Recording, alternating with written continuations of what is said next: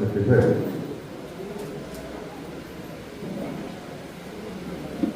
आदरणीय सतेज पाटील साहेब, या ठिकाणी आवर्जून उपस्थित असलेले गिरीश मोठे साहेब, मारुतीनाथ चव्हाण,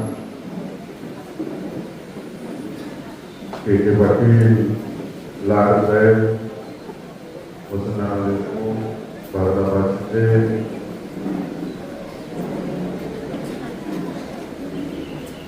या ठिकाणी आवर्जून उपस्थित असलेले बाळासाहेब देशमुख, मंचावरती उपस्थित असलेली सगळीच नेते मंडळी,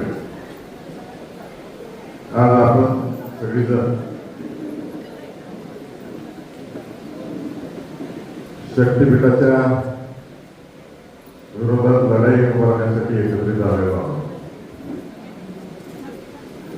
आणि या शक्तीपीठाचा उपयोग सगळ्या वक्त्यांनी सांगितल्याप्रमाणे कुठल्याही शेतकऱ्याच्या फायद्याचा आहे.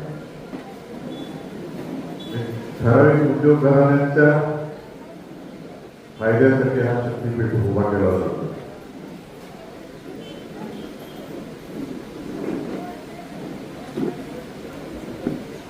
खासदार साहेब, मी या माढा लोकसभा मतदारसंघामध्ये प्रत्येक गावात शेतकऱ्यांशी चर्चा केली. मोठ्या प्रमाणावर संभ्रम सगळ्यांच्या मनामध्ये होता. जसं सगळ्या वक्त्यांनी सांगितलं, सतेज पाटील साहेबांनी सांगितलं की प्रत्येक गावाने एजंट निर्माण केलेले आणि ते एजंट असं काही चित्र निर्माण करताय की खोक्याला पैसे येणार आहेत सगळे.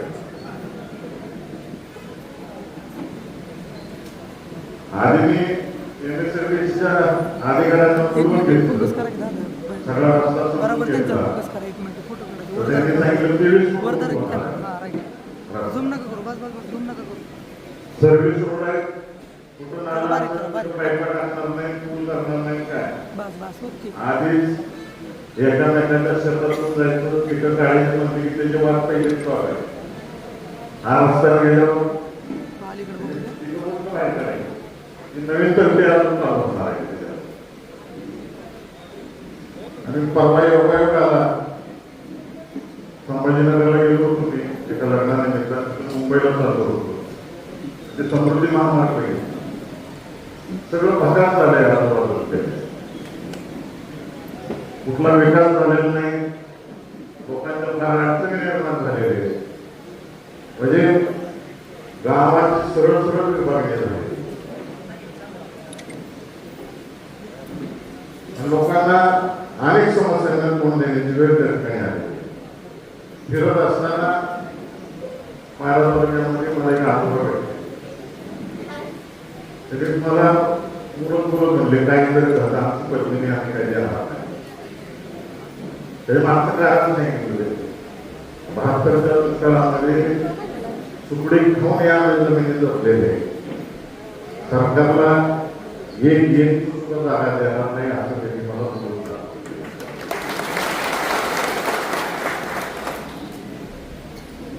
रत्नागिरी हायवे, नागपूर रत्नागिरी हायवे साहेब, मी आकडेवारी घेतली त्या नॅशनल हायवेच्या गाडीला, त्यांना बरोबर 40 लाख महसूल मिळाला पाहिजे असं त्याचा आधार आहे. परंतु मिळतोय 12 लाख महसूल. हायवेच परवा नाही त्यांना. आणि शक्तीपीठ करून काय करणार आहे, हायवे टार्गेट कम्प्लीट होत नाही. आपल्या सगळ्यांच्या भाषणातून आम्हाला सगळ्यांना या ठिकाणी समजलं की 1 लाख कोटी त्याच्यावर काही खर्च करणार आहे. प्रकल्प 2 लाख कोटीपर्यंत आहे. परंतु मला एक आवर्जून या ठिकाणी उल्लेख करायचा आहे. या आमदारांनी मला निवडून दिलेच आहे आणि यांच्या सगळ्यांच्या कृपेने मी केंद्राच्या वॉटर रिसोर्स कमिटीवर आहे, स्टँडिंग कमिटीवर. आणि मध्यंतरी ज्या त्या राज्याचा आढावा प्रत्येक सदस्याला खासदारांना द्यायला सांगितला कमिटीनं. आपल्या राज्यात प्रधानमंत्री सिंचाई योजनेमधून महाराष्ट्राने 40% हिस्सा भरायचा. झालेलं नाही सरकारच्या.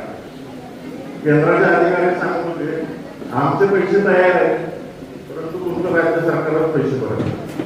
त्यांना विचारलं का पैसे भरत नाही, शिल्लक नाही आहे, तरतूद कमी होती आणि त्यात पश्चिम महाराष्ट्राला सगळ्यात कमी तरतूद.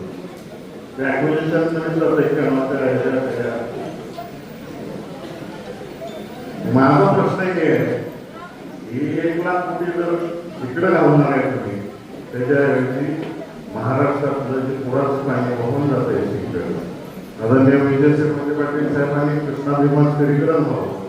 तुम्हाला कोल्हापूर जिल्ह्याला सगळ्यात जास्त पुराचा फटका बसतो. ते पाणी जर इकडे वळवता आलं, तिकडे खाली कोकणात वाहून जाणारं पाणी जर वळवता आलं, काल तुम्ही लोकसभेत तुम्हाला वाटतं की 50,000 कोटी खर्च आहे कोकणातलं पाणी इकडं आणायचं. 8 महिने पाणी मिळते, 12 महिने करा. आता दुष्काळी भाग आहे, प्रत्येक ठिकाणी पाणी द्या. हा शेतकरी तुम्हाला एवढं उत्पन्न मिळवून देईल राज्याला, आणि राज्याला श्रीमंत करत काय गरज आहे या रस्त्याची तुम्हाला, आणि किती कुटुंब जाणार आहेत, करोडो कुटुंब याच्यावरती जाणार आहे शेतीवर. उद्योगपती काय करणार आहे, पैसे कमवणार, शेअर मार्केट म्हणतात, त्याचा फायदा काय. आमचा शेतकरी बघा ऊसाला चांगला दर आला, बेदाण्याला चांगला दर आला, शेजारच्या गाडी घेतली, बोलेरो स्कॉर्पिओ आणतो, घरी लगेच जुना पेड जातं, तिथं नवीन पेड जातं. चलन कोण चालू, या देशाचं चलन इंडस्ट्री हा शेतकरी चालू. मागं पुढं बघत नाही खर्चाला, शिक्षणावर खर्च करतो, सगळ्या गोष्टींवर खर्च करतो. तर नोकरदार असेल, उद्योगपती असेल, की पैसे अडकून तुटीचे असतो, त्याच्यावर सगळं नफा कमवतो. खरं चलन, खरा देश कोण चालवतो तर आमचा शेतकरी चालवतो. माझी तर ही मागणी आहे, या शक्तीपीठाला पैसे घालवण्यापेक्षा शासनाने राज्यातले सगळे सिंचन प्रकल्प पूर्ण करा. त्यासाठी काय कर्ज काढायचे काढा, आणि सगळ्या शेतकऱ्यांच्या शेवटच्या टोकापर्यंत पाणी गेलं पाहिजे. याचं नियोजन मुख्यमंत्र्यांनी करावं असं मी या मेळाव्यानिमित्त या ठिकाणी मागणी करतो. आणि हे जर पाणी आपण पूर्ण केलं तर येणार NCRBचं आकडेवारी जाहीर झाली का, त्यात गेल्या वर्षी 3,884 शेतकऱ्यांनी आत्महत्या केल्याचं बोललं. काय परिस्थिती चाललेली आहे शेतकऱ्यांची, त्याच्याकडे पूर्ण दुर्लक्ष. आम्हाला फक्त 2च गोष्टी द्या, शेतकऱ्याला कर्जमाफीची गरज पडणार नाही, 12 महिने पाणी आणि 24 तास लाईट द्या, कसं पिकवतो आणि सरकारला श्रीमंत करतो. परंतु हे सरकार असं आहे, माझ्या आजोबा एक गोष्ट सांगायची की गाव होतं, त्या गावामध्ये 2 शेतकरी मित्र होते, शेतकरी होते आणि टेकडी होती शेजारी, तिथं लहानग्यांची संख्या लई होती. एक दिवशी ते आपापली मेंढर घेऊन गेली, तिथं शेळ्या घेऊन गेली चरायला. तिथं गेल्यावर एखाद्या लक्षात आले की आपल्या बायकोना जायचं काम सांगितलं. मित्राकडे त्या दुसऱ्या शेतकऱ्याकडे गेला, म्हणला जर गावात जाऊन येतो, माझ्या जनावरांना नीट सांभाळ, नीट सांभाळलं तर तुला लंगडी शिडी बक्षीस देतो. ते तिकडून देणं मुंडका हवं. तर दुसऱ्या शेतकरी बाहेर यायला माहिती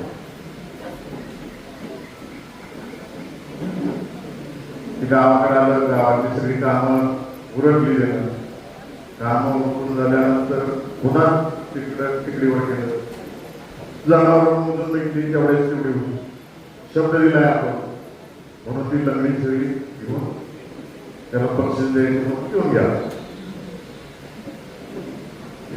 तो म्हणला हे तर तुझ्या लंगडी चिडी म्हणतो, तो म्हणला मी काय तुझ्या चिडीचा पाय मारला. हे म्हणलं मी तुला लंगडी द्यायची कबूल केलं. दोघं बहिणी, दोघांचं एवढं भांडण झालं की नेहमीप्रमाणे गावचं भांडण गेलं पाटला. पाटला पण काय करून भांडण झालं.